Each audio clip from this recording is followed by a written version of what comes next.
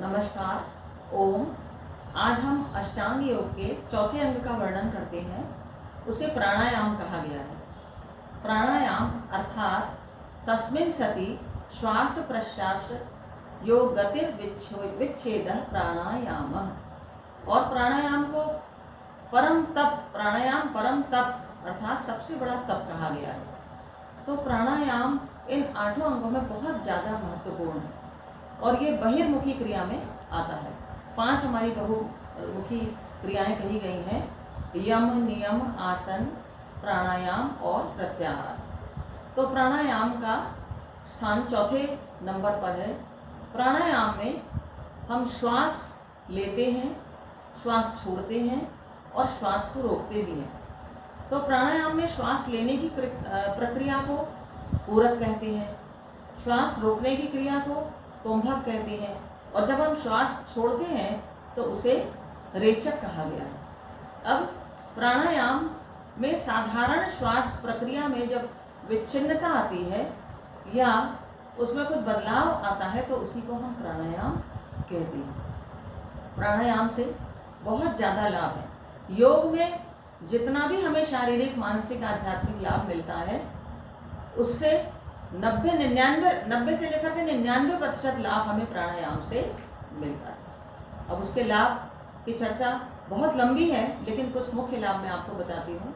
जैसे कि हमारा फेफड़े के लगभग तीसरा या चौथाई भाग हम जब साधारण श्वास लेते हैं तो उसके छिद्र खुल पाते हैं, परंतु पूरी तरह से प्राणायाम करने में बहुत अधिकांश भाग उसका खुलने लगता है और जो फेफड़े में विजातीय तत्व जमने लगते हैं, जिसके कारण फेफड़े की बहुत सारी बीमारियां होती हैं, जैसे कि पुरानी खांसी हो गई, अस्थमा हो गया या ब्रोंकाइटिस हो गई, कभी कभी टीबी भी हो जाती है इसके कारण।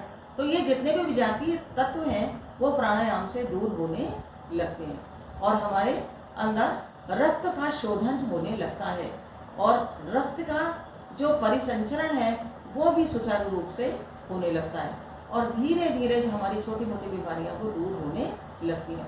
जैसे जैसे हम प्राणायाम की अवधि बढ़ाते हैं वैसे वैसे हमें खुद लगेगा, पहले शारीरिक लाभ लगता है, फिर मानसिक लाभ लगता है और फिर उसके बाद इसमें अनगिनत विभूतियाँ संतों ने पाई हैं, जिसका वर्णन जो है बहुत मुश्किल है। बड़े बड़े संत महात्माओं ने प्राणायाम सिद्ध करके भी बहुत कुछ पाया है। अब मुख्यतः प्राणायाम से कहते हैं कि ततः क्षीयते प्रकाशम, अर्थात हमारी आत्मा पर, हमारे मन पर जो तामसिक आवरण पड़ा हुआ है वह धीरे धीरे समाप्त होता है, अर्थात तमोगुण समाप्त होने लगता है, रजोगुण भी धीरे धीरे समाप्त होने लगता है और हम सात्विक गुण में जीने लगते हैं, अर्थात हमारे अंदर स्वतः ही सात्विक गुणों का गुण उत्पन्न होने लगते हैं। प्राणायाम का संबंध सूक्ष्म शरीर से है, मन से है और धीरे धीरे हमारा मन बड़ा प्रसन्न रहता है, मन में अपार शांति मिलती है और उसके बाद हमें जो है हम बहुत सारी बीमारियों पर तो हमारा लाभ होता ही है, लेकिन उसके बाद हमें मानसिक रूप से चमत्कारिक परिवर्तन देखने को मिलते हैं। तो मुख्य इसमें प्राणायाम है और हम जो है जितने भी हमारा अशुद्ध रक्त है वो धीरे धीरे धीरे करके शुद्ध होने लगता है। बहुत सारे प्राणायाम हैं, लेकिन मुख्य प्राणायाम हम रोज अगर करें, जैसे कि भस्त्रिका प्राणायाम है, कपालभाति प्राणायाम है, अनुलोम विलोम प्राणायाम है, उज्जाई प्राणायाम है और इसके बाद भ्रामरी प्राणायाम है, उद्गीत प्राणायाम है, उसके बाद प्रणव है। लेकिन इसके बाद भी बहुत सारे प्राणायाम है। तो मुख्यतः प्राणायाम की चर्चा मैंने आपको करी और उसके आगे मैं और भी प्राणायाम के विषय में आपको अगले वीडियो में बताऊंगी।